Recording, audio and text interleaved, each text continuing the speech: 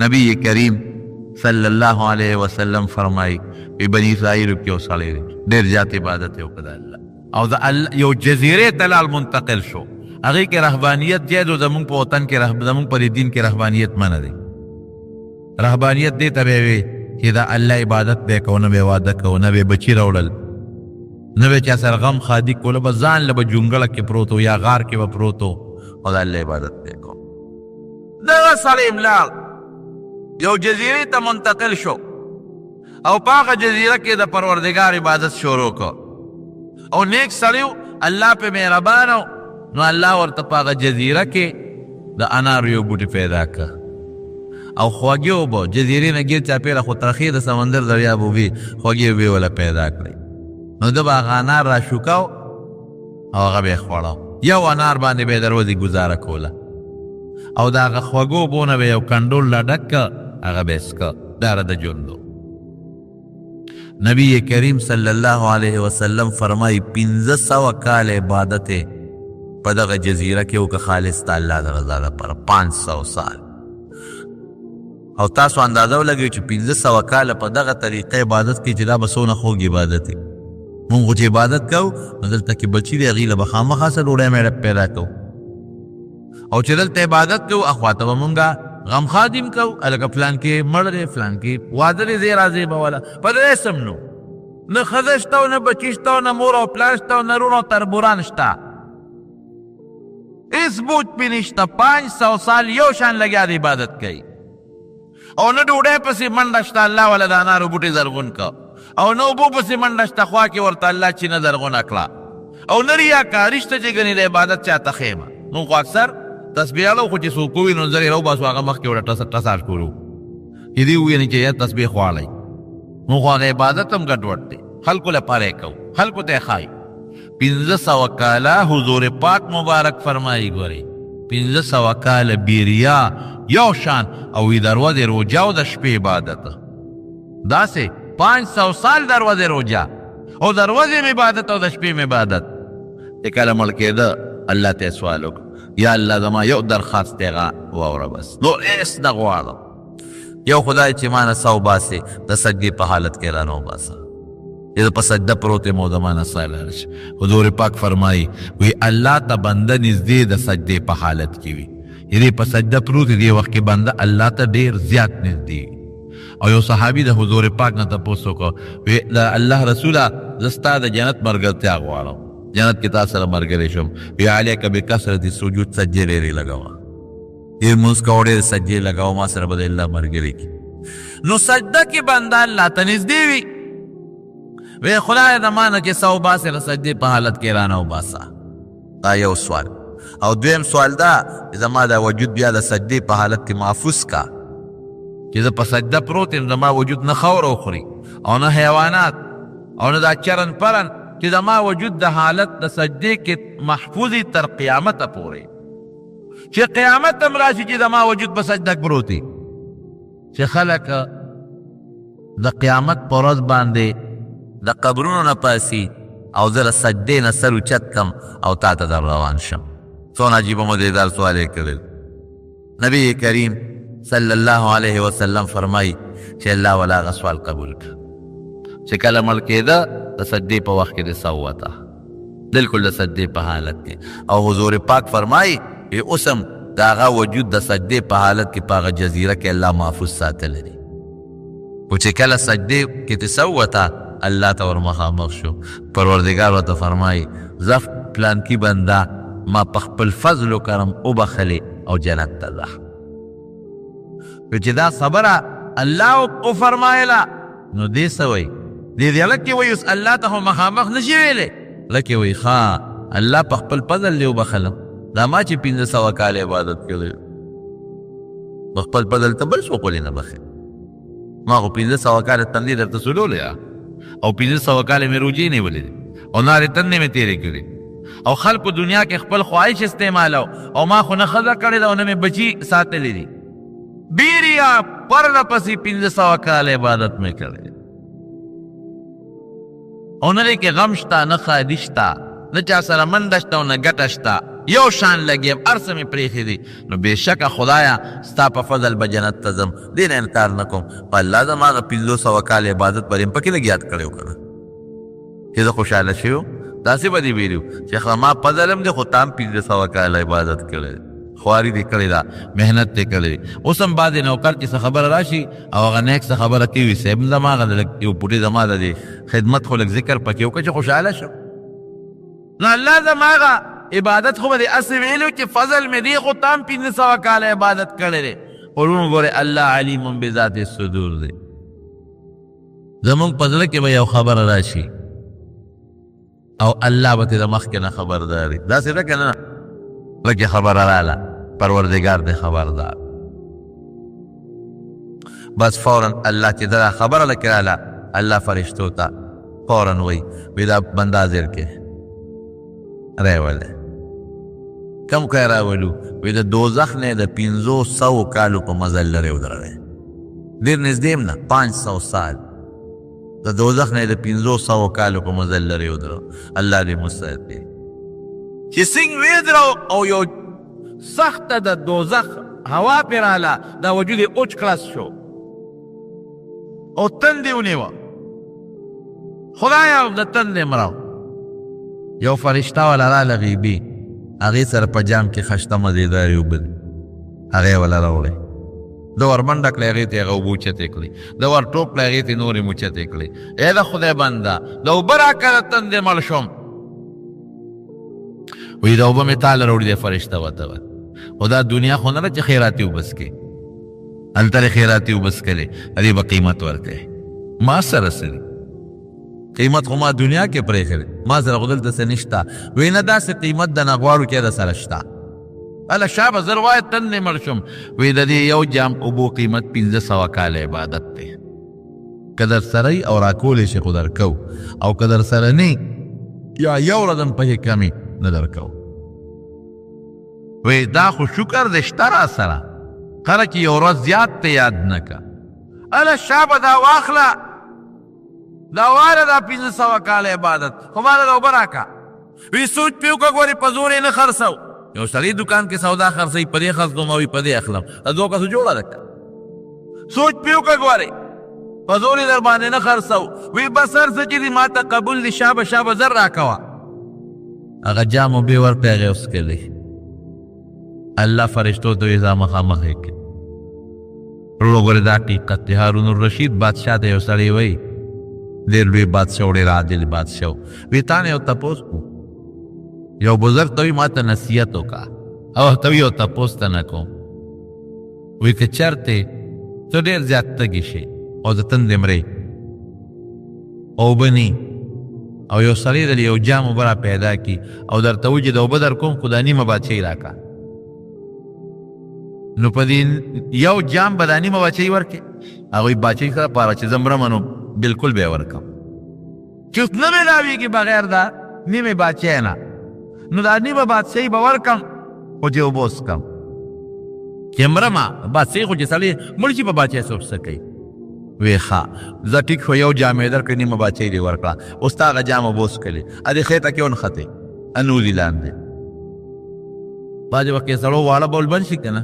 اوس خو کیسیټر وردننه کي به زور یې ترې وباسي زه هغه نوځي اوبه خېټې ته لاړې اوس ونښتې لاندې نه ځي اوس تا ته بیا هغه سړی راغی هغه وی دا جام اوبه در نه وباسم په ډېر اسانه خو دا نیم دغه راکې که نه راکې بادشاهي او چې بالکل زه اوس مرمه او د درد د لاسه هلاکېږم او د په بادشاهۍ به څوکم بالکل به دا نیمه باقي بادشاهي هم ورکړم چې اوبه رانه وباسي ابوذر ورته یې پته ولګېده چې ستا د ټول بادشاهۍ قیمت یو جام اوبه دي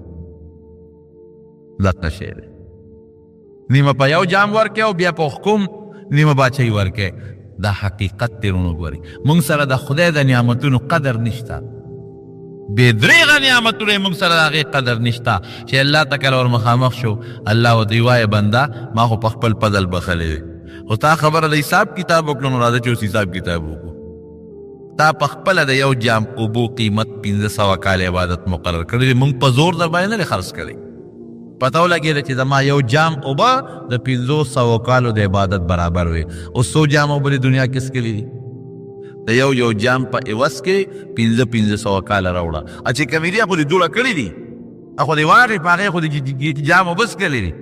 د یو جام په عوض کې اوس شا به 500 سال عبادت راوړه او د انارو خشته بوټي چې مې ته جوړ کړی او د هغې نه به یې خشته دانې خوړې د هغې مقابله کې مې عبادت راوړه او الله ورته یې بنده که ما دله دا اوبه دغلته نوې پیدا کړې او د انارو دا بوټي مې نوې زرغون کړې تا یو ورځ عبادت هم نه شو کولی دا به څه کړو بیا به منډې دله ډوډۍ پسې والې که نه او که ما درله د نور نه او د تو نه بچوالی نه مې در کړی او روغ صحت مې نه مې در کړی ته عبادت کولی شو. که ما شل پیدا کړی وي ګوډ مې پیدا کړی وي نو ته به په بازارونو کې ګرځېدې او د خلکو نه به دې سوالونه کول او که مېړون پیدا کړی وي او په غوږونو مې کون پیدا کړی وي تا زما عبادت کولی شو. دا حقیقت دی که نه دی وایه. یو ګرده چې د چا خرابه شي په څو پیسې میلاوي په 1 او 1.5 لک روپۍ ګرده نن سبا میلاوي. سیب ګرده چې درته لا میلاو شي چې ستا د ګروپ سره بلډ وینه برابر یله او بیا د ډاکټر د اپریشن به درنه څونه پیسې اخلي او کنډم به څومره پردی ګرده چې درته ولګېږي نو هغسې کار هم نه کوي. د یوې ګردې څونه قیمت دی. یو سترګه چې دې ړنده شي وایه د څونه پیسو قیمت دی. یو سړی په سترګو نابینا وي هغه سره پیسې وي هغه وایي زه 10 لکه 20 لکه م ورکوم خو چې ما دا نظر ولګي تاسې ده که نه ځکه یو سړي ته ووایه 1 لک روپۍ در کوم دا لاس ته نه پرې کوم او وایي خدای دې بېخو باسه ما لاس پرې کړې په لک روپۍ به زه څوک کوم. یو سړي ته ووایه دا پوزه نه پرې کوم یو 15 لکه روپۍ در کوم تیار به شي ورته. دا غوږونه نه پرې کوم یو 10 لکه روپۍ در کوم تیار به شي ورته چرې به هم تیار نه شي. مونږ له خدای پاک بې نیټې بې غوښتو مفتو کې د دنیا نعمتونه را کړي. دا هوا چې خدای پاک را کړي څومره هوا مونږ ځان ته را کاږو خشته ښکلې هوا ده او دا رڼا چې خدای را کړې ده ته د شپې د لږې رڼا دپاره څومره د بجلی بل داخلې څومره ښکلې خدای رڼا در کړې ده. اور دله خدای مفتو کې پیدا کړی دی اوبه درته خدای مفتو کې پیدا کړی دي مفتو کې اوبه. تاسو لاړ شئ په بعضې ملکونو کې پته به راته ولګي. مدینه منوره کې خو اوبه ډېرې دي په مکه مکرمه کې د اوبو قلت دی. مکه شریفه کې هوټل ته چې لاړ شئ او ډوډۍ خورئ نو اوبه راته مفتې نه میلاویږي اوبه به ځان له بیلې اخلې په 1 ریال پوټینۍ بوتل کې درکوي او په غټ په 2 ریال او په 3 ریال به دله غټ بوتل درکوي هلته به څه کوې بیا اوبه ربه یې میلاویږي. د پټرولو نه د اوبو قدر هلته زیات دی. پټرول ارزان دی اوبه ګرانې دي.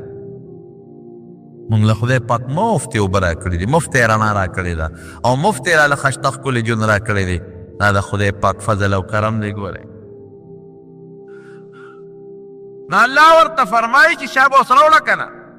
دا که ما روغ اندامونه نه وي در کړی تا زما عبادت کولی شو. که ما لیوانې پیدا کړی وې او په دماغو باندې روغ نه وې تا زما عبادت کولی شو. والله معافي غواړم غلطي شوې ده واقعي دا ستا فضل دی. فورونو ګورې دې دی کې بعضې خلک بیا خطا کېږي. بعضې انسان وایي چې هر څه د الله په فضل دي نو بیا پکې زما عبادت ته ساجت دی. بیا خو به ستا زړه کې دا راځي که یاره چې د الله فضل دی نو زمبه که فضل نه نشم دی عبادت ته ساجت دی نه. پر عبادت به الله خوشحاله کې الله به خپل فضل کوي. په هر چا باندې فضل نه کوي په کافر فضل نه کوي. ولې ځکه هغه الله خفه کړی دی د هغه عقیده خرابه ده. الله چې درته څه ویلي دي ابه وکړې چې د څه نه دې منې کوي د هغې نه به ځان وساتې نو بیا به الله خوشحاله شي چې خوشحاله شي فضل به وکړي. زه به تا سره احسان کله کوم چې زه خوشحاله یم او چې ته ما خفه کړې زه تاسو باندې خپل فضل بیا کوم احسان کولی شم. نو دا عبادت دا د خدای د فضل نښه ده. د عبادت د خدای د خوشحالولو سبب دی. دا الله ته چې تابعداري ده په دې به الله خوشحاله شي نو الله به فضل وکړي. نو جنت ته بیا د الله په فضل دی. خو د الله فضل مخکې څه څیزونه غواړي چې الله خوشحاله کړي نو په عبادت کې به هم کبر نه کوي. دا به نه وی چې خدای ما خو مونځ وکړه او ما خو روجي ونیولې او ما خو دا وکړل په کبر الله ډېر زیات خفه کړي. دا چیلې نه ده چیلې دا وایي مې په اردو کې معنا زه نو چې وایي مې نو سر یې لاندې او خپې یې بره په قصاب په تخت اویزان ده پرتی. ته دا وایې چې زه مې کې شیطان ته چاوی ما ته نصیحت وکړه. دا مې هسې یو ستا د پوهې مثال درته. شیطان ته چاوی ما ته نصیحت وکړه او ورته څه وایي وایي داسې مه وایه چې زه یم داسې مو وایه چې زیم که داسې دې ووایي چې زیم نو داسې به شې لکه چې زیمه دا به نه وایي چې زیم تاسو حقیقت هېڅ شی هم نه قسم دې سړی چې د شپې سملي تاسو چې د شپې سملی لږ یو ګوټې په دې بلستن کې سوچو کې په دې سوچو کې چې ره فلانکې کاکا خو چې د شپې وده شو ساعت یې وخته بیا ته ګوره اوس ځان ته یو دوه درې پنځه مړي را مخکې کا هغه خلک ډېرو خلکو د شپې په خوب کې ساه ختلې ده که نه نبی کریم صلی الله علیه وسلم فرمایي وی اذا اصبحت چې کله سبا کې داخل شي فلا تنتظر المساء د شپې انتظار مه کوه چې به ورسې وکنه اذا امسیت او کله چې شپه کې داخل شي نو بیا انتظار د سبا مه کوه چې به ورسم وکنه او فرمایي عد نفسك من اصحاب القبور د دنیا د خلکو نه ما مقبرې والا وګڼه تاسې فرض کړه چې لکه بس زمانه ساه خېږي زه مقبرې ته روان یم دقه روغ وجود دی د خشته لاس او خپې چې ته پې چغې مو یو لاسونه مړه کوې لیکن چې سا د نه ووته بیا نه لاس رقولی شي او نه خپې رقولی شي بیا اقه روغ رمټ انسان د بل په اوږو قبر له روانې هغه خپل وارثان خواږه چې د تبیټر بلو او ایسی به درته چالو کړو او خشته ښکلې بستره ته به د باره رالې او فورا به در پسې بالښتونه ځغلول هغې دې وړی د خاورو لاندې دې منډې پرېږدي دې نه کبر به نه کوئ ګورې لوی به نه کوئ الله قرآن شریف پې فرمایي ولا تمش فی الارض مرحا په ځمکه په کبر مه ګرځه که ته کبر کې اسم نشي کولی انک لن تخرق الارض ولن تبلغ الجبال طولا فرعون دی هغه روان دی حضرت موسی علیه السلام پسې وی ګورم د سره پرېږدم دی نه موسی علیه السلام ځي او فرعون ورپسې دی الله ورته یو لاره وکړله په هغې روان شو چې څه منځې لاړ او ورته وی لاره دې صاحب غلطه کړه دا خو په دریاب ورځي موسی علیه السلام الله ته رجوع کړه یا الله دا خو د دریاب لاره زما خو لاره غلطه کړو په دې ده دریاب ته ورورسېدل وی دا خو او فرعون په لوی لښکر شپږو لکو لښکر شپږ لکه خوله لري په ډېره لویه جذبه را روان دی ډېر لوی جوش کې را روان دی موسی علیه السلام چې دریاب ته ورسېد وی الله څوک هم دا سره کونټی نه رسه ور دریاب له یوسه چې کونټی دریاب له یوړه پکې لارې جوړې شي 12 لارې او هر قوم په خپله خپله لاره روانه شو فرعون څه وایي قوم ته وایي ګوره دا بادشاه هم ورې په قمقلتوب نه کېږي قوم یې دومره تابع کړی دی نو د دنیا هغه څه هوښیاروالی د آخرت پکې نه خو د دنیا هوښیارتوب پکې وي قوم ته وایي وی زما زور هم ولیده وی زما د زور د وجې نه دریاب وشلېده او زما دشمن پې داسې پورې وته دقه دی چې راغی چې څنګه راغی په دریاب باندې هغه اسې نه ته هغه ته پته وه په زور یې ور دننه کړه یو روایت دا دی جبریل علیه السلام د واګونه ونیو ورېښ کړه او چې څنګه د دریاب دې منځته شو شپږ لکه لښکر او میانته شو موسی علیه السلام پورې وت اوس کونټی یې دریاب له یوسه یو ویړه دریاب پې راجوخ شو ټول خدای پاک کړل مکمل نیست و نابود تباه و برباد حضرت جبریل علیہ السلام حضور پاک تا عرض فرمائی وی اللہ رسولہ وی کاغا وقت لیدے وی ما دا دریاب دا ویخ نا تور خطر آواغشتا دا فرعون بنا خلقی ورمندلا عجیبہ منظرو لیکن طول قوم حلاک شو دا خو کبر کرے دا بی انا ربکم الاعلا استاسو الوی خودے زیم رکوٹ ابنا الوی خودے زکنا اس زان بچ کا کنا زان دریاب نو باسا کنا سنگل وی خدای اللہ وی اليوم ننجیک ببدنک ادھرے کا دا بدن دلک بچ کوما لتکون لمن خلفک آیا کہ درست خلقو دا پار دا عبرت نمونه شی اقا دا فرعون وجود اغا دریاب بارا غردو او دا مثل پا جبگر کی تر اوسا پوری محفوظ پروت دے دی نخو تا خلق نگوری اوسا پوری دا مثل جبگر کی محفوظ پروت دے خلقو ته الله خیو دومره ښه شکل دی ماله چا تصویر راوړو یو ملګري تللی والته کې هغه مصر کې تصویر ایستلی و ماله یې راوړو تصویر دلته مانې یو ملګري دو یوړو هر چا به د کور نه کوي دا پلیت لرې کوي داسې لعنت دی مونږ کره دننه کې ما چې شکل تا وکتل ښه شکل بد شکله خبیثه تا د موسی علیه السلام مقابله کوله او تا ځان ته لوی خدای ماشي مقابله انسان نشي کولی هغه خدای کیدی شي د خدای خو ډېر لوی زور دی نو کبر به نه کوو خدای دې موږ د کبر نه وساتي خطرناک شی دی حضور پاک مبارک فرمایي وایي چې چا کې د اوري د دانې برابر کبري د شړشم نم د اوري دانه وړی وی د جهنم خوشبویي پې حرامه ده حالانکه د جنت خوشبویي پې حرامه ده د جنت حالانکه د جنت خوشبویي د 500 کالو په مزل محسوسېږي ته به دې به نه ځي جنت ته دې به جهنم ته لاړ شي چې هلته وډبوي او دا کبر ته وباسي د هغې نه پس جنت ته ځي که یو سړی ښکلې جامه اچوي یو صحابي نبي علیه السلام ته وایي چې الله د رسوله مونږ خو ښکلې شکل هم خوښ دی او ښایسته جامه هم زمونږ خوښه ده دا هم کبر دی وی نه ان الله جمیل یحب الجمال الله په خپله ډولې د ډول یې خوښ دی که څوک ځان له سر ګومنځ کوي یا ږیره ګومنځ کوي یا ښایسته جامې اچوي یا ښکلې څپلۍ اچوي دا کبر نه دی کبر څه ته وایي چې بل ته سپک ګورې او ځان ته لوی وی دې ته کبر وایي بل دې د نظر نه چپ راځي او ځان ته لوی وی او کبر دې ته وایي چې دا خپل مال او دا خپل دولت او دا خپل بچي او دا خپل طاقت دا راته دومره لوی ښکاري چې بیا د دې خواړو څوک مقابله نشي کولی دې ته کبر وایي مړه دې به زما څوکي زه مضبوط سړی دې زما مخکې ودرېدی شي ډېر خلک اوس هم دا خبرې کوي که نه کوي دې ما ته ودرېدی شي دې ما سره مقابله کولی شي دې ته کبر وایي ځان ډول یې ساتی ځان له اس ډول یې ساتل ځان له جامه ډول یې ساتله ځان له مکان ډول یې ساتل دې ته کبر نه ویلې کېږي نو خدای پاک دې مونږه د کبر نه وساتي نو د حضور پاک مبارکه په اخلاقو کې یو خوی دا دی چې صحابو ته عاجزي ښولې ده عاجزي به کوې قسم دی یو صحابي فرمایي وی په مانځه نبي علیه السلام جومات ته راغی او اقامت وشو او یو سړی راغی پیغمبر علیه السلام ته ودرېږي تا سره مې یو خبره ګور اوس که بل څه وکړې ته به وروکه منځ وکړو نو خبره به وکړې نه اقامت شوی دی او نبي علیه السلام ورسره روان شو لږې اخوا کو وی مونږ له خوب راغی اقامت شوی او هغه سړی لګیا و سره خبرې کولې چې ته فارغ شو بیا راغی نبي اسلام خپل منځ وکړو دومره عاجزي وکړه او مدینه منوره کې یو بوډۍ ښځه وه دماغو کې فرق و لیونی شانتې وه هغه راغله نبي علیه السلام ته به لار کې ودرېده حضور پاک به ورسره ولاړ و تر څو چې به هغې خپلې خبرې نه وې بس کړې نبي علیه السلام به خپلې خبرې نه بس کولې ماشومانو سره یې خندا کړې ده خوش طبیعتۍ یې ورسره کړي یو ماشوم فرمایي وی نبي علیه السلام په زمونږ کور زمونږ ځای ته راغلی او د بورقې نه اوبه په خوله کې واغېښتې خوله کې یې وړقولې او د ما په مخ کې راوغورځولې د ما په مخ یې د هغې پوناله وکړه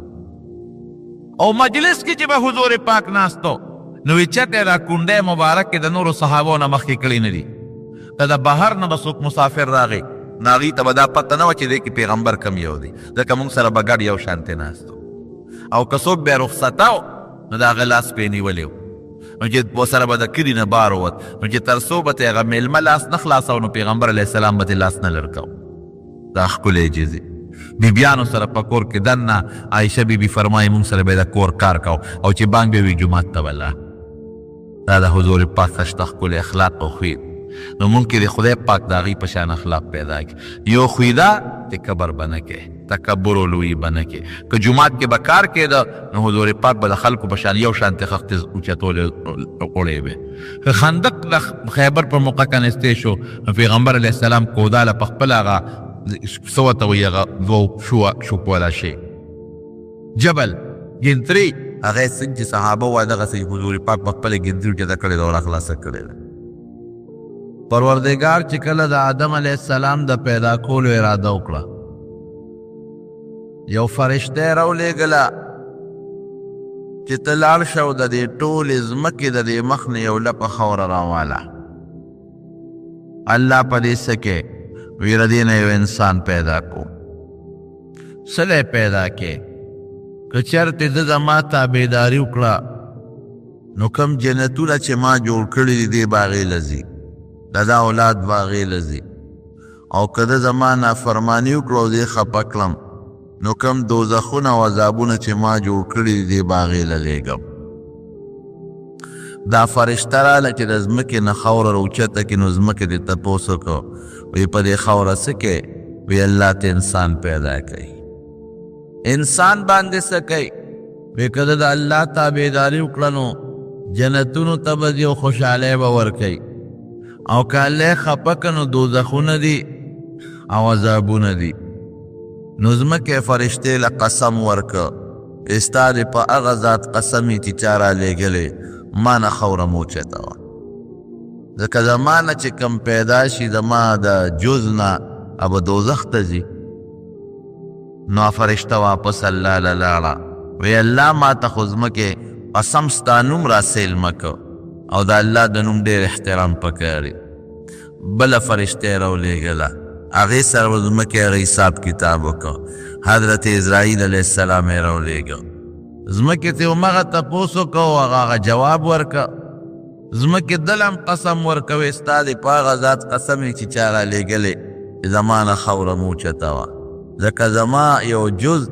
او زما نه پیدا انسان به دوزخ ته ځي اسرائیل علیه السلام ورته وی ستا د قسم نه د هغې ذات خبره اورېدل ښه دي چې چا رالیږلې هغې تابعداري به کوو نو یو لپه خاوره یې ترې راغونډه کړه حدیث پاک کې راځي نبی علیه السلام فرمایي وی د ټولې ځمکې د مخ نه یې لپه خاوره راغونډه کړه لږه لږه هغه زمونږ لپه نه وه د اسرائیل علیه السلام لپه وه د هغې نه یو لوی انسان الله جوړ که حضرت آدم علیه السلام 3.5 ګزه پلن او 30 ګزه اوږد دا دانچه ته الله جوړه کړه حضور پاک فرمایي علی قدر الارض وی ځمکه بعضې توره ده نو بعضې بني آدم دیم تور دی بعضې سپینه ده خله ده سره ده نو د انسان دا رګونه مغسي دي او بعضې سخته ده نو بعض انسان په وجود کې هم کلک دی او د مزاج نه هم سخت دی او بعضې نرمه ده نو بعض انسان د وجود نه نرم دی مزاج کې هم نرم دی او بعضې څښا ځمکه ده نو بعض انسان کافر دی فاسق بدعمله دی او بعضې ځمکه خشته ښکلې زرغونه کوي او پاکه ځمکه ده نو بعض انسان هم پاک دی چې څنګه د ځمکې خصلتونه او صفتونه دي هغسې الله د دنه انسان پیدا کړ اوس ذهن کې یو سوال راځي چې الله دا انسان دی اشرف المخلوقات دی په ټول مخلوق کې د دنه بهترین بل نشته او ښکلی شکل هم الله ورکړی دی ولقد خلقنا الانسان فی احسن تقویم او چې دی الله ته نزدېکت حاصل کی د فرشتو نه مرتبه اوچتېږي نو دا خشته انسان او دا په ټول مخلوق کې بهترین انسان دی الله را دې خاورې نه ولې پیدا کړ په خاوره او خلک ګندګي چې پې ګرځي او ډیران پې غورځوي او بول پې کوي او مرداره پکې خښوي نو دا بهترین انسان د دې خاورې نه د کمزوري څیز نه ولې پیدا شو الله سره د سرو زرو کمینو د هغې نه هم جوړولی شو وی د جنت پتنګان او مرغۍ به د سرو زرو د سرو زرو نه به خدای جوړی انسان وجود یا د مرغۍ وجود د بڼو د سرمنې او د غوښې نه دی او الله په دې قادر دی چې د جنت مرغۍ او د جنت پتنګان دا به د سرو زرو وي د دنیا اونه ده هغه د لرګي نه جوړه ده لرګی دی او نبی علیہ السلام فرمایي په جنت کې به داسې ونی چې د هغې تنې به د سرو زرو د سپینو زرو وی دا الله کولی شي کم ذات چې د لرګي نه ونه جوړه کړه ګوره د لرګي جدا جنس دی هغې کې خپل حیات او ژوند دی د انسان خپل حیات او ژوند دی د جدا ماده ده د پیریانو خپل حیات او ژوند دی د هغې جدا ماده ده د فرشتو خپل حیات ژوند او ماده ده دقه رنګې جنت کې الله د سرو د سپینو نه به دا اونې او بوټي جوړی نو الله دا انسان د سرو زرو نه هم جوړولی شو ورسره ډېرو د سپینو زرو نه هم جوړولی شو ورسره ډېرو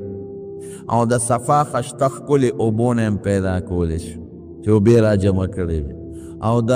اوسپنې نه هم جوړولی شو د لرګي نه هم جوړولی شو چې د خټې نه یې جوړوي د هغې نه یې نه شي جوړولی بېشک یې جوړولی شو د دې خاورې نه یې ولې دی جوړ کړ لقد خلقنا الانسان من نطفه بل دی راځي من سلالة من طین د څښا بدبویه خټې نه الله انسان پیدا کړ څښا بدبویه خټه چې هغې نه بین ته بین هغې نه پیدا کړ دا ولې رونو دا دې دپاره چې انسان د خپل اصل ته ګوري چې اصل زما خاوره ده او خټه ده او ډېر کمزوری شی دی چې ده کې کبر او لویي را نشي بنیاد یې دقه ټکې دی. منها خلقناکم، الله وی ما را دې خاورې نه پیدا کړې، وفیها نعیدکم، او بیا به م دې خاورې ته واپس کوم، ومنها نخرجکم تارة اخرى، او یو ورځ به راځي چې د خاورې نه به م واپس راوباسم. نو د انسان تخلیق او د انسان پیدایش او بود و باش ګرځېدل، جامه، ډوډۍ او د قبر، کفن، دفن، دا ټول د ځمکې سره تعلق لري. بنیاد دا دی، د الله حکمت پکې دا دی. اوس هم کې څوک چاله پیغور ورکوي نو اصل ورته یادوي. دا ګناه ده چاله پیغور به نه ورکوي، خو چې څوک هم پیغور ورکوي اصل ورته یادوي. نو که دې ډېره متکبر او لویي وکړي نو دې دې ځان ته د خپل اصل را یاد کړي چې زه څه شی یم، او بیا د مور په ګېډه کې څه څیز وم او د څه نه پیدا شوم چې د کې کبر را نه شي او د کې لویي را نه شي. دی بنیاد دی رونو. نبی کریم صلی الله علیه وسلم یو ځل په مدینه شریفه کې روانو، په یو ډیران د پاسه تیر شو. هغه داسې ډیران و لکه اوس هم په دې بعضې ډاګونو کې یو مشترک غوندې ډیران پروت وي، خلک خځلې راوړو په هغې د پاسه غورځوي. د هر کوره خځله راځي، شاملاتي غوندې ډاګ نو خلک پکې ډیران غورځوي. دقسې یو شاملاتي غوندې ډاګ و، او هر چا به د کور نه ډیران راوړو په هغې کې به یې غورځاو. چې په لاره تلل هغې بوی کو نو صحابه پوزې پټې کړې. نو حضور پاک د صحابه نه تپوس وکړه، وی دا پوزې م ولې پټې کړې؟ وی صاحب دا دې ډیران د دوی بوی د وجې نه. بس ودرېد نبي علیه السلام، وی دا څه شی دی؟ وی دا ډیران دی. وی ډیران څه ته وایي؟ وره حضور پاک الله ډېر هوښیار پیدا کړی. ډیران څه ته وایي؟ وی صاحب د خلکو ګندګۍ، نجاستونه، غلاظتونه او بولونه دا پې پراتی، او چې کومه جامه څښا شي او خیره نه شي او اوشلیږي نو هغه په دې غورځو، او چې کومه ډوډۍ زمونږ نه فالتو شي، ترکاري یا څښا شي هغه د پاسه غورځو، او چې کوم زمونږ د سارو یا کور جارو کو نه پې غورځو، دې ته ډیران وایي. وی نه دا خو ډیران نه دی، دا خو هغه شی دی، دا خو ډېر د عزت شی دی. دا پوزې م دې ولې پټې کړې؟ ډېر د عزت شی دی. صحابه وی صاحب د عزت شی څنګه دی؟ وی که دا د عزت شی نو د ډیران چې تاسو نن ډیران ورته وایي او پوزه ترې پټوئ، دا هغه څیز دی چې د کوم څیز د وجې نه یو مسلمان لږي او بل مسلمان وجني. واقعي هغه ډوډۍ چې ستا خېټې ته لاړه، د ډوډۍ دپاره خلک مسلمان وجني که نه وجني؟ د مسلمان عزت اخلي او مسلمان بې عزته کوي او مسلمان بې وطنه کوي او مسلمان وجني. نو دا خو حقه ډوډۍ ده چې ستا خېټې ته لاړه همدغه ډیران ته ورسېدله، د بل شی نه دی. د جامې دپاره انسان لګیا دی، بل انسان وجني او عزت یې اخلي. حقه جامه چې ستا وجود سره ولګېده، دقه شی ترې جوړ شو، دغه وخت ډیران دی پروت دی. دا خو بل شی نه دی. کومه ډوډۍ چې ستا نه څښا شوه، حفاظت ترې ونه کړی شو، او کومه ترکاري ستا د خېټې نه ووته، هغه دقه ته ورته نن ډیران وی. کومه خاوره او کور چې د هغې لپاره مسلمان وجني، چې جارو کې نو هغه دقه دی له راځي ته ورته ډیران وی. نو دا اوس پوزه ترې پټې، دا هغه څیزونه دي چې د کوم دپاره مسلمان وجني او مسلمان د مسلمان عزت اخلي. دا خو هغه شی زمارو که موږ سوچ وکړو زموږ حقیقت ډیران دی، ګورې بل شی نه دی. اوله نطفتون، یو عالم وی اول د انسان نطفه ده، ګنده څیز. آخره جیفتون، او آخر درنګه ده، مرداره.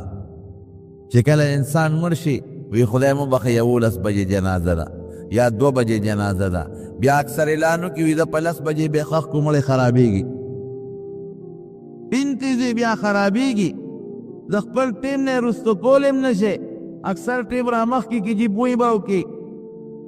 او چې بیا قبر ته ورسي، که نیک دی خو ډېره ښه ده، که نیک نه د چینجو او د مارانو لرمانانو جنده ده. نو آخره جیفتون وفیما بینهما، او چې دې میانځ ته وګورې نو حامل للعذرا، په دې میانځ کې په دې خېټه کې څه بلا ایښودلې ده. نو اول څه شی دی، اخر یې څه دی، او په دا میانځ کې دې خېټه کې څومره ګندګي پرته ده. د انسان به څه کبر وکړي او څه لویي به وکړي. د مارونو لویي او کبر دا د الله ډېر زیات بدي شي. الله وی الکبریا او ردائی، وی لوی زما جامه ده زما، او چې څوک ما سره زما په جامه کې ځان شریکول غواړي، یو سړی وي زم لوی یم، زما څادر اغوستېدل غواړي او زما جامه کې ځان شریکوي، وی دې به زه ذلیله کوم، پرېږدم دی نه. او چې څوک عاجزي کوي،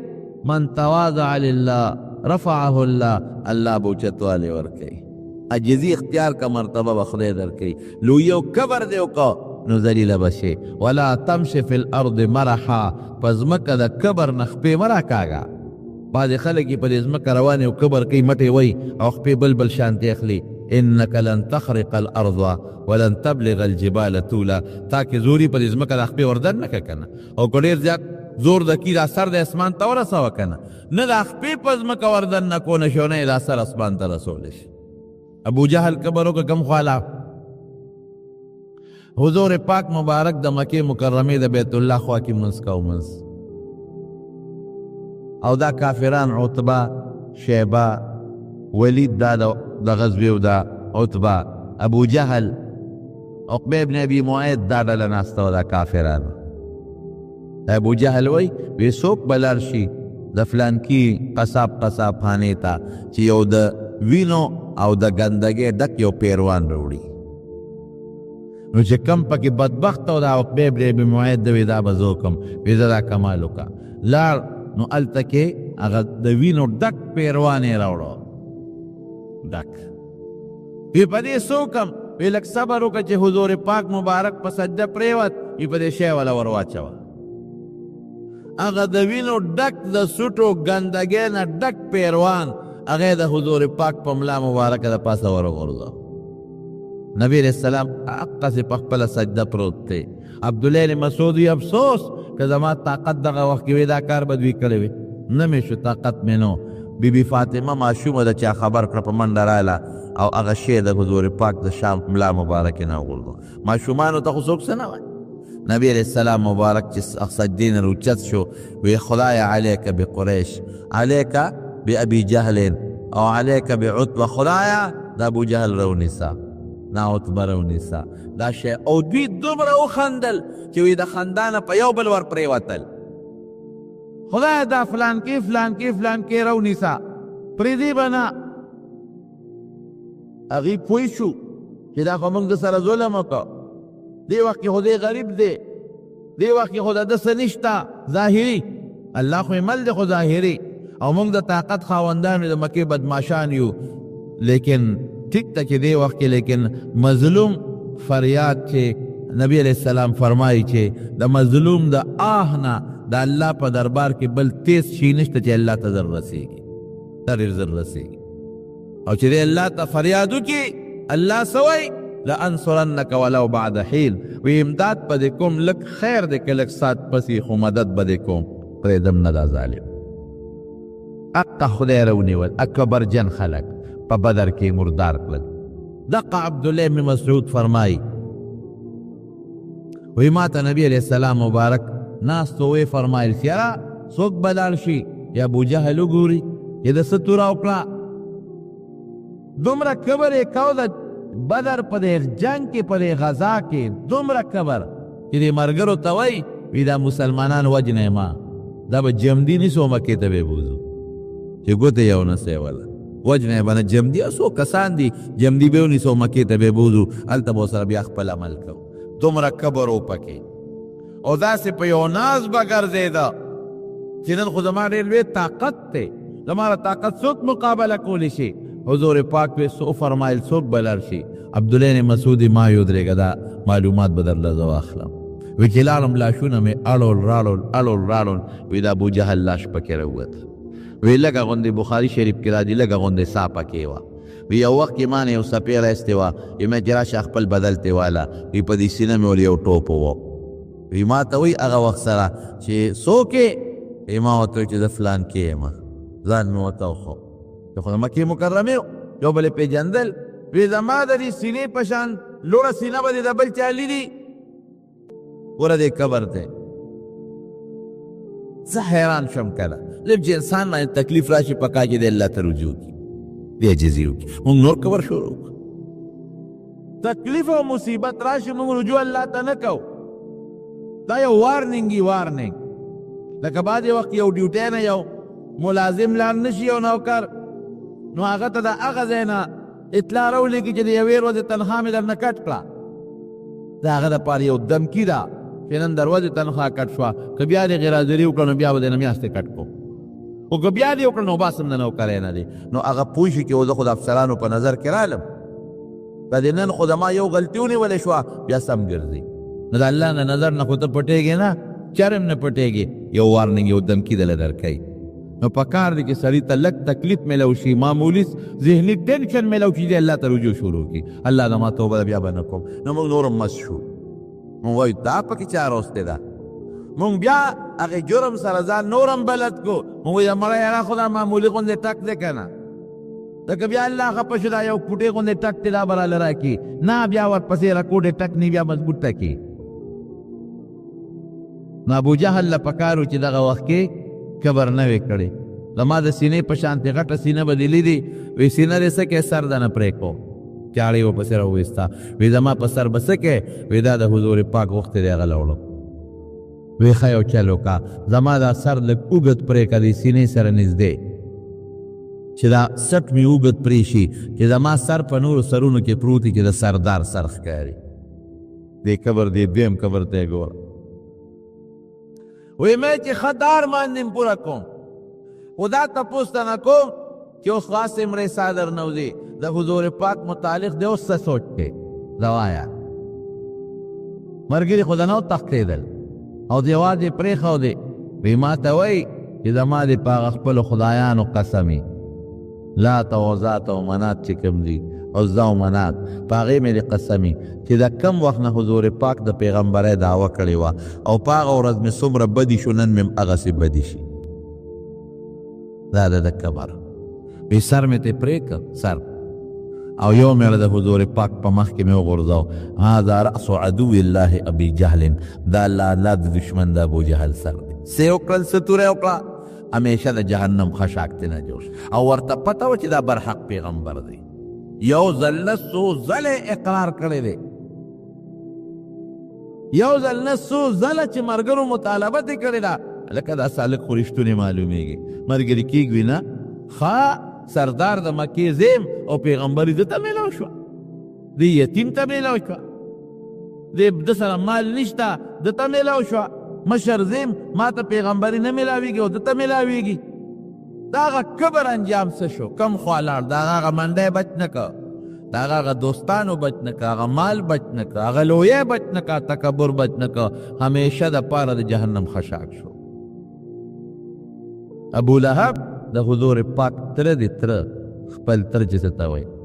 او چې کله حضور پاک د صفا په غونډۍ اعلان وکړه خلک یې راجمع کړل ځان ته او لاول یې خلکو ته ځان پیش کړ لبستو فیکو عمره تاسو کې مې څلوېښت کاله تېر کړي دي کیف وجدتموني زه څنګه سړی ما ووایه ما ته چې ته دروغ مې وینې ګوره یو سړی په میدان کې چې ځان پیش کړي دا رښتونی سړی وي چې چا کې غلا وي هغه خلکو ته ځان نشي مخکې کولی چا کې نقصان یې هغه خلکو ته ځان نشي پیش کولی ټول د مکې خلکو ته ځان مخکې کوي ووایه زما متعلق څه غلطي ما کې شته چا ویلی هم نشي چا غږ هم نشي کولی ټول په یو جبه آواز کوي وجدناکا صادقا و امینا 40 سال کې ستا غوندې رښتونې مونږ بل نه دي موندلې او ستا غوندې امانتګر مونږ بل چاته نه دي موندلې او دا حقیقت دی حضور پاک ته ماشوموالي کې هم چې د دروغ نه دی وی لکوټي والي کې او چرته د خیانت یې نه دی کړی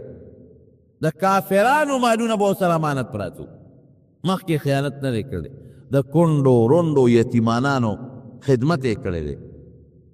یو سړي سره یو صحابي وایي ما سره یو وعده وکړه یو مقام کې سره میلو شو ما چې ښه دلته ودرېږه زه راځم ما ته یې زه به ولاړ یم ته راشه وی زه لاړم ما نه خبره هېره شو ور داسې به څوک وکړي زه لاړم خبره هېره شوه وی 3 ورځې پس په هغه لاره هسې تېرېدم خبره مې هېره وه وی حضور پاک په هغه لار کې ولاړ وه 3 ورځې پس وی ما ته وی ملګري ډېر تکلیف دې رانه که 3 ورځې شو چې زه ستا په انتظار یم لکه تا وی ودرېږه زه راځم زه درته ولاړ یم اوهو ما نه خو هېر شوي دي صاحب ما نه خبره هېره دومره د وادي څوک پابندي وکړي یو ګنټه به څوک چاته انتظار وکړي 2 ګنټې به وکړي د ماښامه پورې به وکړي به خپل کور ته 3 ورځې د دواړو جهانو سردار په هغه ځای ماته ولاړ دی نو ټول د مکې خلکو په یو آواز جواب ورکوي وجدناک صادقا و امینا مونږ ته رښتونې مونته او امانتګر وی ښه یو خبره درنه تپوس کوم که څوک تاسو ته ووایي چې د دې صفا د غونډۍ نه پورې غاړه زه درته ویم یو لښکر را روان دی در باندې حمله کوي د ما دا خبره به ومنئ اگر چې تاسو وینئ نه لښکر شته او نه داسې لښکر د باندې راتې شي وی بلکل چې لښکر نه وینو خو چې ته وی مونږ یې منو ولې منئ تا چې د دروغ نه دی ویل تا خبره منو وی ښه نو یو خبره درته کوم انی نذیر لکم بین یدی عذاب شدید یو لوی عذاب را روان دی هغې نه م یروم زه د الله پیغمبر یم الله یو منې او ما د خدای رسول ومن رسول دا مطلب نه چې زه بس باچه یم او ما له مالونه راوړی او ما له دولتونه راوړی نه بس د الله یو پیغام به درته رسو د الله او ستاسو منځ کې یو بهترینه واسطه به یم چې الله سوی درته به ویم د هغې تابعداري به کوې ټولو نه مخکې ابولهب دې ترې لاس چت که او یو کان یې راواغېست او په حضور پاک یې غذار او خیره وکړه تبت لکه تبا لکه لهذا دعوتنا تارې خدای داسې کي مونږ ته ډېر دونه خلکو ته تکلیف ورکول او دې غوښتلو الله په د هغه په هغه کبر څونه خفه شو غون صورت یې د هغه په مذمت په بدی کې نازل که تبت یدا ابي لهب وتب ما اغنى عنه ماله وما کسب دغه دواړو لاسونو باندې چې تا د ما په دې محبوب غزار وکړه دا برباد او هلاک او د جهنم خشاک دی نه دې مال بچ کولی شي او نه بچ کمال او نه دی بچی بچ کولی شي او نه دی ښځه بچ کولی شي سره د ښځې به رسوا ګرځئ هغه ابولهب څه شو د حضور پاک سره دی مخ به یې شغلې کولې خشتخ کولې مزېدار مخ و ځکه ورته ابولهب لمبې ته وایي لیکن قبر یې وکړه کم طرف ته لاړ او بلال تور ته وګوره تور د شکل نه تور د رګ نه او پردی مسافر د بل وطن هېڅ نشته خو چې قبر یې ونه که پیغمبر تابعدار یم چې څه وکړم یې منم کوم ځای ته الله ورسو ګردي په ځمکه او د پیزار کشار یې په جنتونو کې اورېدی کېږي قبر ډېر خطرناک شی دی نبی کریم صلی الله علیه وسلم فرمایي وی دا قبرجن خلق وی دا به د جهنم په ویښ کې یو کنده د بولس وته په هغې کې وپراتی دومره خطرناکه کنده ده د جهنم په ویښ کې چې د هغې نه کله سر کولو شي جهنم ته امان غواړي وی دا قبرجن به هغې کې پراتی او دا به داسې ذلیله که د میږو په شان ذلیله به او جهنمیانو پې د پاسه پرېږدي ریګمال کوي پیمال کوي بې د دې خپولات دی نو قبر ډېر خطرناک شی دی الله دې مونږ د قبر نه وساتي چا چې کړی دی نمرود قبر وکړه نمرود لویي یې وکړه او ابراهیم علیه السلام یې اور کې وغورځاو او وی انا رب ستاسو خدای د خدایه دعوې وکړه او بیا چې ابراهیم علیه السلام پته ورته ولګېده چې یاره دا خو برحق پیغمبر دی اور ونه سوځاو ظالم له پکار و چې ایمان یې راوړی دی ای د وطن نه وشروي د ما د وطن نه ځه الله نمرود سره څه وکړل یو ماشه الله پې مسلط که په دې سپېمه کې ننوت د دې سر نه رګونه دې مخ ته راغلي دي دا نزله پې بار نه راوځي د دې تندي نه او د دې مخ نه دې درته الله هغه ګوډ ماشې ور ورسو دې تندي دې سرمن لاندې له دې چجې لاندې دقه دې ته الله ور ورسو هغه به رپ رپ کول او علاج یې نه بیا یو سړی یې ځان له مقرر که وی راشه ما دې کې ټساوه هغه به سپلی راغشتې وه او په دې ځای به یې و چې سپلی باندې به یې و نو د به طبیعت برابر و او چې هغه به هغه سپلی لرې که نو بیا به دلته کې هغه ماشي روانې کو په لوی تکلیف په سر په خوږي او په درد کې مبتلا و الله چې کوي که نه ته د خدایه دعوه کې د یو ماشي مقابله نشي کولی تا ته ګوره خدایه ته دې ګوره یو ماشي مقابله کولی شي هغه ټسار به الله ورته ښول چې په دا سپېړه به دې ټسو په دا سپلی به دې ټسو تا ته زه ستا قبر خیم چې ته به څه قبر وکړې د حقې لاسه مردار شو لاړ مړ شو کولی شي الله که نشي کولی دا سترګې چا راکړي الله معمولي غوندې یو رګ یې که دله دننه کټ که نو لود به بیا څه کې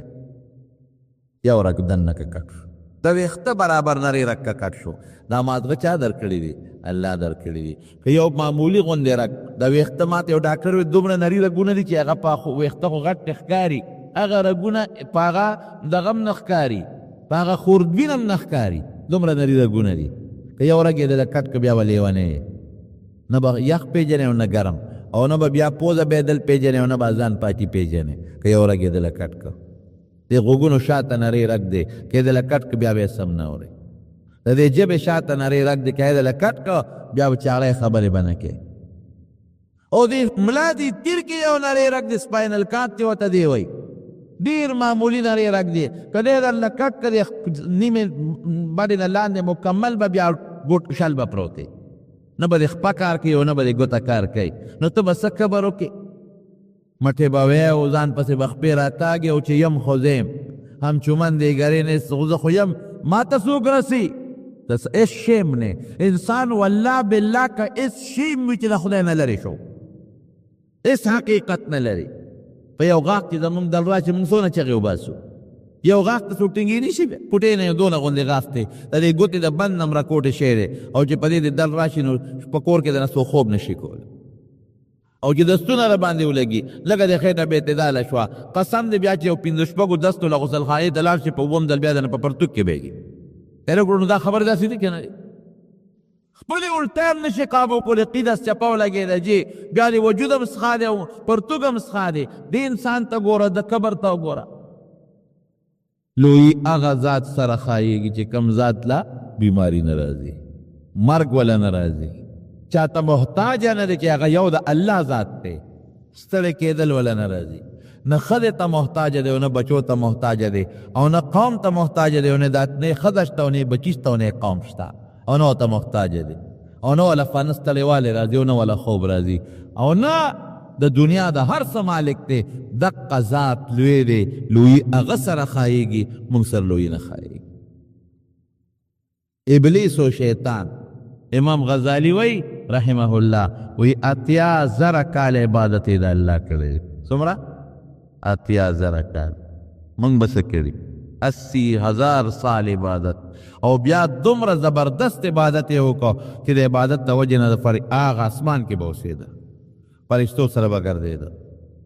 دې ته عبادت وایي موږ چې ته معمولي غوندې 2 رکعته نفل وکړو سبا د وحی انتظار کوو چې فرشته به کله راځي عبادت دغې ته وایي 80,000 کال او دومره انتها ته رسېږي او یو شان لګیا د عبادت کوي خو چې کبر یې وکړه الله ورته وایي اسجد لآدم اسجدوا لآدم ټول ولګوله او ته څه وایي خلقته من طین وخلقتنی من نار د اور د لمبې نه پیدا یم شغلې کې بر اوچتېږي دې خټې نه پیدا دی ما له مناسبه سجده وکړه نه کبر یې وکړو الله ذلیله که که نه هر څه په اوبو لو شو دوړه شو په عبادت کې به هم کبر نه کوي ګوره عبادت کې به هم نه کوي وقال ربكم ادعوني ستاسو رب وایي چې زمانه وغواړئ نو چې ته وې ای زما ربه قال الله نه دی راغلی دلته چې الله وایي ما نه وغواړئ قال الرحمن نه دی راغلی چې رحمان وایي ما نه وغواړئ دا هم د الله ښکلي صفتونه دي او د الله نوم دی دلته وایي قال ربکم هغه ذات چې ته ماشوم پاللی هغه ذات چې د مور په ګېډه کې د یوې نطفې نه تا له ښکلی شکل درکه او د مور په ګېډه کې تا نه خشته ماشوم جوړ که ښکلی او په کومه طریقې د مور په ګېډه کې لوی کړې د نطفې نه علقې نه مدغه بیا ښکلی ماشوم دومره لوی طاقت قدرت والا ذات ستا ناشنا دعام قبلولی شي هغه رب چې هغه ناشنا کارونه کوي د انسان په عقل کې نه تیریږي او هغه ناشنا کارونه کوي چې دا ماشوم یې په کومه طریقه بیا د مور د ګېډې نه دنیا ته راوسته الله دې کې اشاره کوي ربکم ستا هغه ذات چې ستا د مور ګېډه کې پالل کوي هغه ذات چې د مور د ګېډې نه ته دنیا ته ماشوم لوی راوستی هغه ذات چې دنیا کې ژوند درکه هوا رڼا د مور رحم د مور پړه کې در باندې رحم پیدا کړه هغه ذات چې ته بیا ورو لوی کړې د قدمونو د اوچتولو طاقت یې درکه د خبرو طاقت یې درکه دې ته رب وایي په معنا د مربي زموږ د علما لیکي چې رب دا چې یو شي له تدریجا په قلاره کمال ته رسول اشارت شو دې ته چې زموږ رب یم ستا زه هغه کارونه کوم چې اسوک نشي کولی زه رب یم ستا زه ناشنا کارونه کولی شم او کړي مې دي نو ستا دعا چې هر څنګه دا به نه وی چې زما دعا به قبوله شي که نه ته اواز چا ته کې رب ته کې دا قادر دی ته اواز رب ته کې مهربانه دی ته اواز رب ته کې ناشنا کارونه کوونکي ذات ته کې نو چې داسې ذاتي نو هغه به ستا دعا قبلوي حضرت آدم علیه السلام چې کله دنیا ته راغی جنت کې اوسېده او په جنت کې خو هر قسمه مزې دي جنت کې لوږه نشته تند نشته بیماری نشته غم نشته ټینشن نشته خفګان نشته یره نشته خوف نشته په جنت کې گھبراہٹ نشته جنت کې مزې دي بس څه چې غواړې تا ته ملاویږي ولکم فیها ما تشتهي انفسکم ولکم فیها ما تدعون زه چې د څه غواړې هغه به درته ملاویږي او چې څه خدای نه غواړې هغه به درته درکوي دنیا کې که سړی ډېره مالداري څه ناڅه غم سړي ته وي څه ناڅه پریشاني سړي ته وي ټینشن وي هلته دا ټینشن بیماري تکلیف د چا نه یره ترخه هېڅ نشته بس خوشحاله خوشحالي ده دغسې جون آدم علیه السلام په جنت کې تیر که الله وی دی بوټي له به ګوتې نه وړې ګول هغې له یې ګوتې یوړې بس الله تعالی ته خفه شو ځمکې ته یې راکوز او فورا د جنت جامې ته کوز شوې واتفقا یخصفان علیهما من ورق الجنت د جنت خو داسې د دنیا پاڼې نه دي خو غټې غټې پاڼې دي دغه پاڼې ځان نه تاو کړه فطرت د انسان دا تقاضا کوي دا بربنډتوب د فطرت خلاف دی ځان یې پاڼې تاو کړې الله وی اهبطوا کوزیږي قلنا اهبطوا بعضكم لبعض عدو ولكم في الارض مستقر ومتاع الى حين بس نور بزمکه ته ځئ جنت کې اوس تاسو نور رهایش نشتا نو دنیا ته راکوز کړ نو حضرت حوا یې په جده کې راکوزه کړه او حضرت آدم علیه السلام په سریلانکا کې په یو غر د پاسه راکوز شو اوس هم په هغه غر د پاسه د آدم علیه السلام د خپې نښه پرته ده نو چې راکوز شو هلته رڼا وه دلته تیاره اوهو داسې دي په سترګو یې چېرته تیاره نه ولیدل چې راکوز شو هلته یخني ګرمي نه وه دلته یخني ګرمي راله هلته ستړې نه وه دلته ستړې راله هلته یره ګبراهټ نو دلته یره ګبراهټ راله هلته پریشانی نه وه دلته پریشانی راله هلته لاړې خولې نه وې دلته لاړې م رالې خولې م رالې هلته اودسماتې نو دلته د استسماتې شکایت هم راغی هلته تکلیف نو دلته تکلیف هم راغی هلته د خېټې دړ نو دلته د خېټې تکلیف هم راغی او دسماتې چې سړی راشي خامخا د خېټې تکلیف راځي هلته ستړې نه وه دلته ستړې م راله هلته خوب تاجت نه و دلته خوب تاجت هم راغی هلته ښځه خاوند یو ځای اوسېدل دلته آدم علیه السلام په یو دنیا کې او بیبي په بله کې خدایه چې زما ښځه به کم ځای بیبي به مې کم ځای بیبي یې وی خدایه چې زما خاوند به په کومه دنیا تاکوز کړي دا موږ څو کړل او دام د یېره شیطان ورته قسمونه وخوړل وقاله شیطان ورته قاسمهما انی لکما لمن الناصحین قسمونه یې خوړل چې ګورئ زه ستاسو خیر خویم او دې بوټي له ګوتې یوسئ نو هغې خو د دنیا قسم نو اورېدلی هغې خو ته خو دا پته نه وه چې د خدای نوم به هم لا څوک په دروغ اخلي الله وی فنسیه ولم نجد له عزمه زما حکم ته یېر شو یېر څه پخته اراده یې نه وه کړې او الله خفه شو ما سره به مشوره کړې وه که نه چې شیطان درته دا وسوسه واچوله چې بوټي له ګوتې یوسئ همیشه به په جنت کې که نوړی نو الله مباسي نو ما سره مشوره خو کې دا خفګان هم پړه راغی چې الله خفه شو د ټولو نه لویه خبره د نیکانو دپاره دا دنیا ټینشن نه دی دا ټینشن چې الله خفه دی غټه خبره دا ده دا د دنیا نعمتونه دي دا خو به ځي او راځي به مال به م ځي او عزت به م ځي او حسن به م ځي او هر څه به ځي راځي دا وړې خبرې دي غټه خبره ده الله رضا او د الله خوشحالي ده او د الله خفګان موږ به دا کوشش کوو چې الله خفه نه کړو دا نه چې زما نه مال هلاک شو یا زه غریب یم او زه خدای خفه کوم دا نه چې زما بیمار راشم بیمار شم او زه د خدای نه ګیلې شروع کوم یا بل څه ټینشن ماله راشي او زه الله نه ګیلې شروع کړم الله خفه کړم. نه هوښیار انسان هغه دی چې خپل مربي نه خفه کوي، الله نه خفه کوي. درته پته چې دا هر څه خو الله سره دی، چې خفه کړم نو زه خدای څه کولی شم؟ نور تکلیف راکړي نو زه به خدای څه وکړم؟ دنیا نه مې لرې اخرت ته مې ولېږي، هلته په دې قبر کې راله ښه تبی راکړي زه به څه کوم؟ دوزخ ته مې وغورځوي زه د خدای څه کولی شم؟ هر حال کې به الله خوشحاله ساتو. رسول الله صلی الله علیه وسلم فرمای، مبارک پیغمبر څه فرمای؟ وی چې زه اوږې یم په دې خوشحاله یم، زه به الله ته رجوع کوم چې یا الله اوږې یم، او چې زه موړ شم نو خوشحاله یم، زه به الله ته رجوع کوم او د خدای حمد به ادا کوم، شکر دی الله چې ماله ډوډۍ دی راکړه. مسلمان به په هر حال کې الله خوشحاله ساتي. ما باندې تکلیف راغی، بیماری راله، زه به خوشحاله یم، زه به یم الله دا شکر دی تا راوستی ده، ته یې لر کولی شي، ته به یې لر کړي. او الله په دې بیماری ته ګناه رجوي، ګناه به ورجوي، او په دې درجه بلنده درجه به بلنده کړي. او چې کله روغ شوې نو بیا به الله شکر دی چې صحت ته راکړه، مونځ به وکړم، جومات ته به لاړ شم، روجې به ونیسم. د مسلمان خاصیت دا د زمارونو چې دی به په هر حال کې د الله ناراضي وي.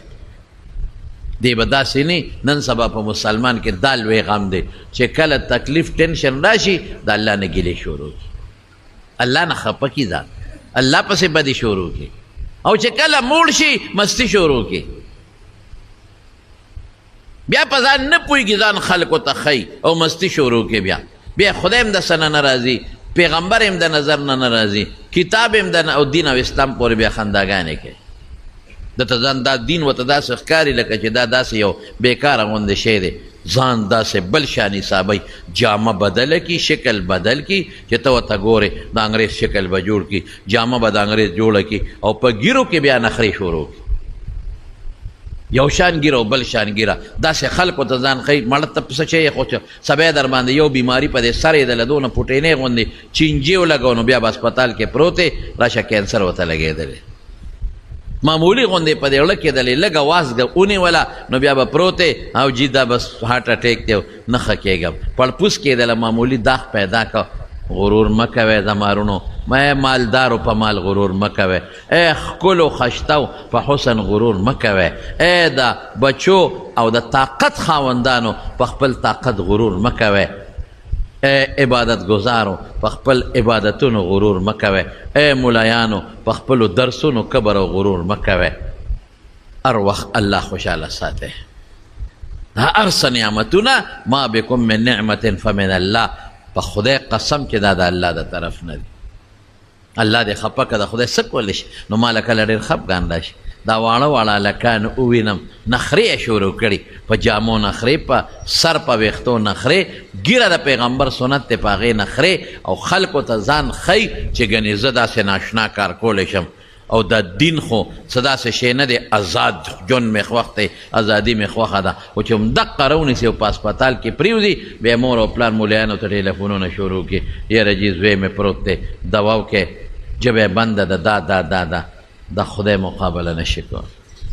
الله دغه ذات دی چې آدم علیه السلام یو ځای، حوا بل ځای، یو بل پسې ګرځي، ټینشن راغی، غم راغی، تکلیف راغی، مصیبت راغی، یو بل نه جدا شو، تیاره راله، ستړی راله، او دسماتې راغی، لوږه راله، تنده راله، خوب راغی، ځمکه د ګرځم دا به څه کوو پروردګاره؟ نو یو څیز دی چې د هغې نه بغیر نه کېږي. نو الله ته یې لاس پورته که څه وایي؟ ربنا ظلمنا انفسنا وإن لم تغفر لنا وترحمنا لنكونن من الخاسرين. باس دا ارس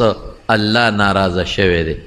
الله ناراضه شو، نو الله ته به سوال او رجوع بکوم، ربنا ای زمونږ ربه. دا لفظ خط ډېر مزیدار دی،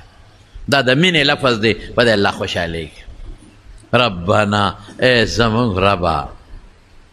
هغه ذاته موږ د خاورو نه پیدا کړو په جنت کې، او ساه دې راکې واچول، او په جنت کې د قسم قسم روزي او خوراکونه راکړل.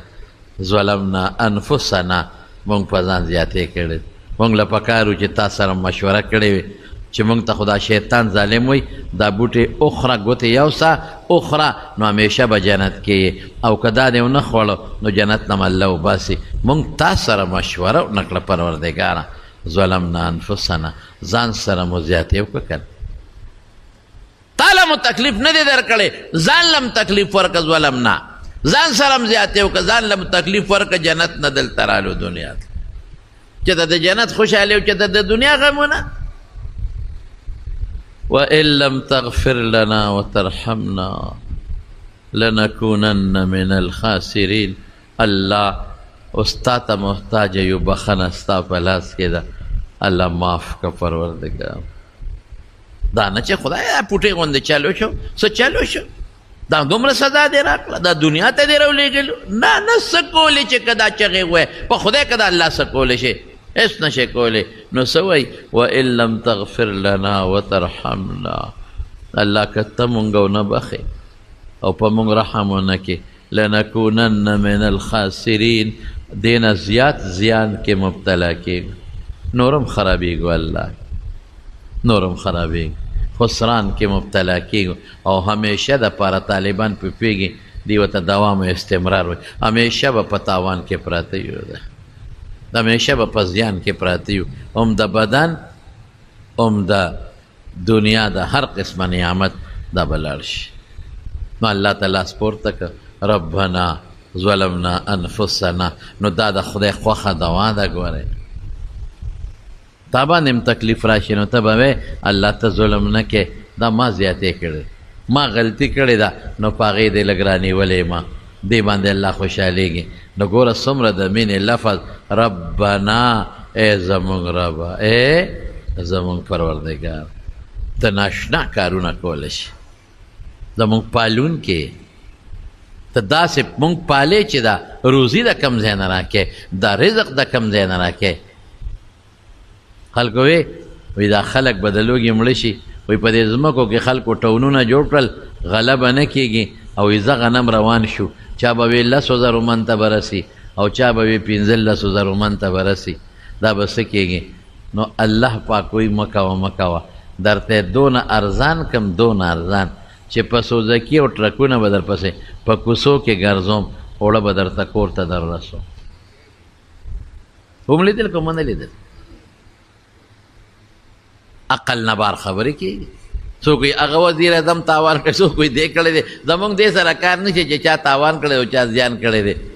څوک وایي زمیندار ته